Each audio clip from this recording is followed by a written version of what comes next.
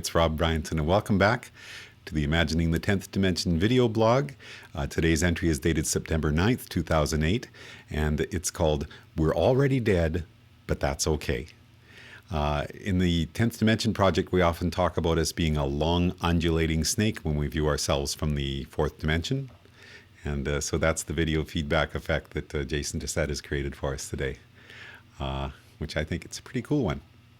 If you'd like to read along, go to 10thdimension.com/blog. And the entry goes like this. Here's something I've said before. Things become less interesting to us as the number of choices multiply. If, as I proposed with this project, the 6th dimension includes every possible expression of the wave function for our universe, then it includes the version where I went crazy, shot up my town, died in a hail of bullets. Do I ever want to witness that particular version of reality? No, thank you. Last blog, we talked about how dimensions 4 through 6 can be called the moral triad. It's that narrowing down of possibilities through the moral decisions I've made so far that have created the 5th dimensional subset that I have access to from this now forward. And that will continue to be true for the rest of my life. If you are fully engaged with that process, what could be more exciting? Every instant we are observing new possibilities from a fantastically complex wave function that exists across the dimensions, but which are also uniquely defined by our own personal set of experiences. Some people like to make fun of this idea, but this is essentially true. We are each creating a version of the universe through our role as quantum observers, and the path that each of us takes is unique. But we're each also participating in a consensual reality that has been created by the other people we share this reality with, which means their moral decisions are also part of my probability set. This is the hard part because it means someone else can still choose to kill me, or they can do things that limit my access to possible futures that I'd like to get to. Which takes us to the craziest part of this idea. Each of us have already died through bad luck or bad choices made. That's just not the part of the multiverse that we're currently witnessing. Believe it or not, that's the idea that started this all for me back when I was 7. But it has taken me many years of thinking and reading to arrive at the conclusion that this crazy idea is supported by science.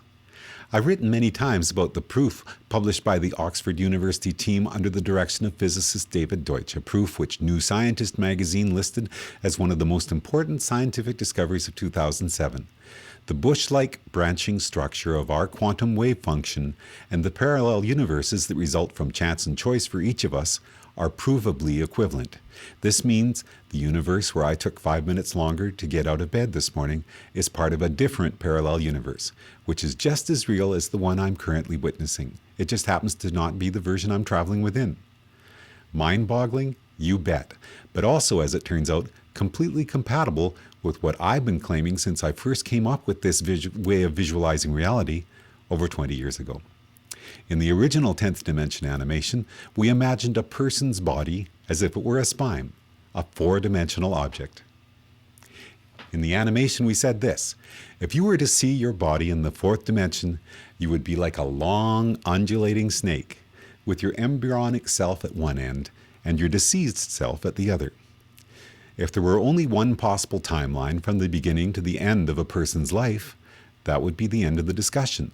But as we explored in my book and blog entries like The Space-Time Tree, I'm proposing that our reality actually comes from the probability space of the 5th dimension and is easy to envision the branching structures that result from chance and choice as being part of a tree-like structure in the 5th dimension. With this project, we're imagining a person's soul not as a single self-contained unit, but rather as being a multi-layered system of memes, a society of mind across the dimensions. Now we're talking about a set of parallel universes where, in many of them, bad things have happened that resulted in our deaths.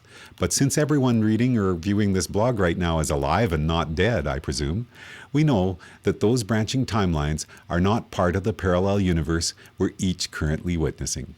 Yikes, what does this all mean? In Randomness and the Missing 96%, we talked about the idea that dark matter and junk DNA might be telling us more than we realize about how unlikely our current reality really is. And if we add up all of the bad luck and deliberate actions of others that could have resulted in each of us being dead by now, Don't we arrive at the same conclusion? When you consider how many situations exist within all of the possible parallel universes for our universe, where events conspired to result in each of us dying, it really does seem like a marvelous thing that we get to experience this reality, which must be way out on the edge of the bell curve, a highly unlikely universe where each of us have managed to survive. For now. So now, let's think about that long, undulating snake that is our body, not just in the fourth, but in the fifth dimension. From conception to death, there's the actual 4D line of time we have followed, and as the Deutsch team have proved, there's the bush-like branching structure of possible outcomes, extending out from our current now. So we have something like a dandelion seed gone to seed held in our minds, with a single stalk representing the past, and an array of possible futures at the head. But what about the missing 96%? Does it factor in the equation here as well? If we're thinking about all of the possible paths that we have traveled upon up until now, which in a multiverse of possible timelines must include those times when we've already died, we can see in the past a great many other branches which extended off from the main stalk and ended. In my book, I said this: for each of us, we will be able to remember moments of malicious, random, or foolish action that could have done us in. It's hard to forget that moment where a large object falling or a silly risk taken might have resulted in our death if we'd only been in a slightly different place and time. According to the worldview we're exploring, all of those things did actually happen. That drunk driver you saw last year came over the hill and smashed into you head on, and now you're dead. So this is a big question people ask themselves all the time. What happens to us when we die? One interesting proposal I saw recently suggested maybe whatever we expect to happen is exactly what does happen. If you believe there will be nothing, that's what you get. If you believe that you'll be able to continue to watch this particular version of the universe and see what happens to your loved ones, that's what happens. If you believe you'll be enfolded back into a white light of all other patterns and frequencies, that's where you'll go, and so on. By the time we're outside of the arrow of time, there's even no reason to assume that these options are mutually exclusive either. Free from the limitations of a physical body riding along an entropy-driven timeline, a person's awareness could explore every parallel universe simultaneously if that was what they wanted to do. I quoted from Douglas Hofstadter's "I Am a Strange Loop" before, with his well-considered musings on what parts of the pattern that represents a person might continue on. Now here's a different way of thinking about this idea.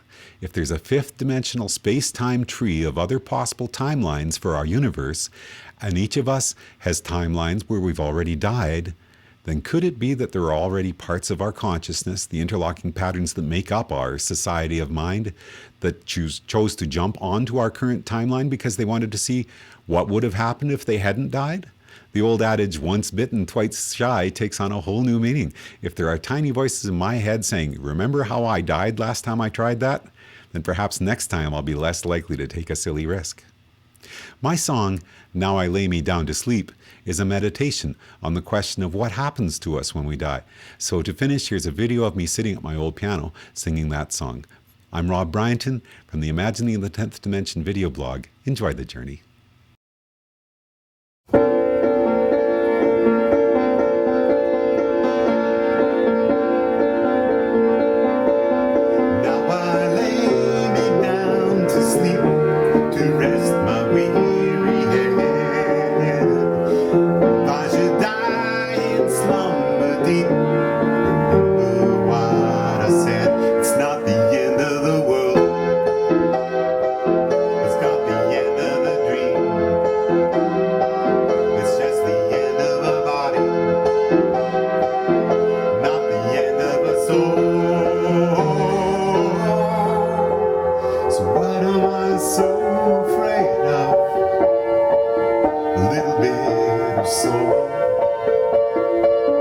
It all continues flowing on, the past into tomorrow. Now I lay me down to sleep, my journey finally through. A list of things undone, unsaid, so much left to do. So what am I so afraid of?